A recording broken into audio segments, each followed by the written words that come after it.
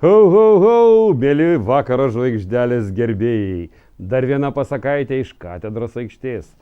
Vakaro žvaigždelė dovanoja jums Vilmos Varkulevičienės pasaką, kaip Domas su tėčiu vietom susikeitė. Kaip gerai tiems suaugusiems. Jie gali daryti, ką tik nori. Jiems nereikia lankyti mokyklos. Jie gali vėlai eiti miegoti, prisipirkti saldainių ir dar vaikus visai auklėti.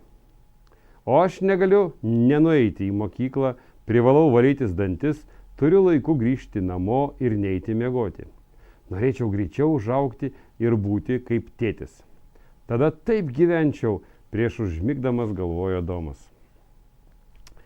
Jis tikrai tai būtų negalvojęs, jeigu būtų žinojęs, kas nutiks kitą rytą. O kitą rytą vos atsibudęs berniukas pasijuto labai keistai. Čiupt už veido, o ten didžiausi ūsai užaugę, žvilgti veidrodį, ten jau ne jis, o tikriausias tėtis, į jį žiūri, nosį akiniais pasibalnojęs. Tikriausiai sapnuoju, pagalvojo Domas ir nusiima akinius, tačiau vargė, supranta, kad nieko toliau savo nosies neįžiūri. Užsidėjęs akinius nusprendžia pažadinti tėtį ir pirštų galiukais nutipena į jo kambarį. Tačiau koks siaubas jį apima, kai vietoj tėčio lovoje pamato miegantį mažą berniuką, maždaug tokio dydžio kaip jis pats. Tėti, tėti, kelkis, Domas puola žadinti tėtį. Tačiau mažasis tėtis net nesiruošia keltis. Tu visai išpratėjai, kodėl mane taip anksti žadini, aš šiandien noriu pamiegoti, o tu važiuok į savo darbą, piktai murmo berniukas, kuris miegoja jo tėčio lovoje. Domas valandėlį nutyla ir susimasto. Dabar suprantu. Mano noras išsipildė. Mudu su tėčiu susikeitėme vietomis. Ką dabar reikės daryti? Iš pradžių berniukas išsigando, bet paskui apsidžiaugė. Valio, dabar aš suaugęs ir galiu daryti, ką tik noriu. O ko aš noriu? Sugalvojau, dabar noriu daug saldainių.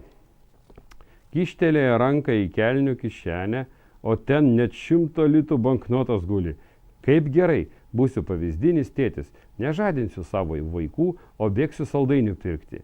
Tada pats prisivalgysiu ir dar kitiems liks, pagalvojo berniukas ir ilgai nelaukdamas nubėgo į parduotuvę. Parduotuvėje, žinoma, pasuko tiesiai į saldumynų skyrių ir paskubomis į krepšį ėmė krauti saldainius.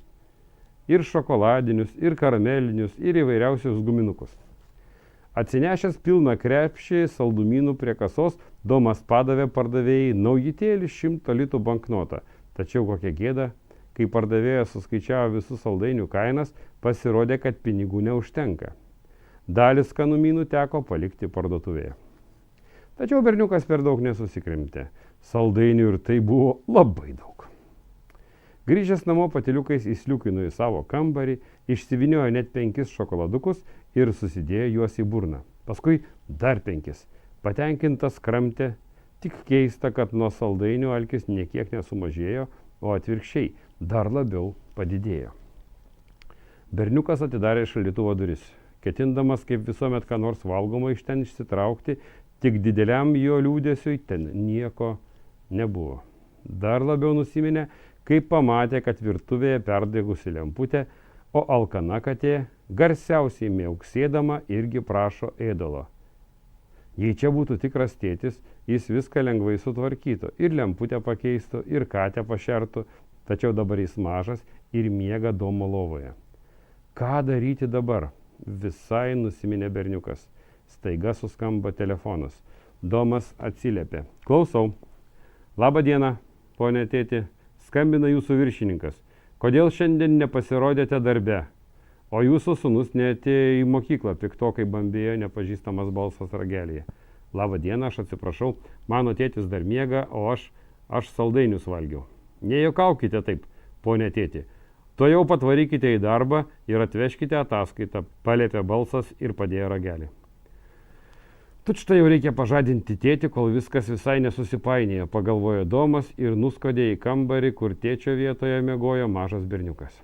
Tėti, tėti, kelkis, nes tau į darbą reikia eiti, nupirkti maisto ir pašerti katę, dar pakeisti perdegusią lemputę. Šaukte šaukė tėčiui į ausį Domas. Nenori, sumurmėjo gulintis lovoje berniukas. Niekur neisiu. Tu turi manęs klausytis, nenusileido Domas. Tačiau lovoje gulintis berniukas nė neketino keltis. Domas net prakaitą nuo kaktos nusibraukė. Nemanau, kad taip nelengva būti suaugusiam, pravirko berniukas, nežinodamas, ką daugiau imtis, ir pabudo savo lovelėje. Iš karto čiuptelėjo už veido, ūsų nebuvo. Greitai pasižiūrėjo į veidrodį ir su palengvėjimu atsiduso. Iš ten žvelgė pažįstamas vaikiškas veidas. Domai, laikas keltis, iš virtuvės atskrido tėčio balsas. Kaip gerai, kad tai tik sapnas, laimingas atsiduso Domas. Įdomus pamastymas, vaikai. Visi mes kartais norime kažko, o kai tai atsitinka, suprantame, kad tai buvo klaida. Gerai, kad tai buvo tik sapnas, mėly vaikai, ir Domas iš jo atsibudo. O senelis jums linki saldžių sapnų. Labanakt.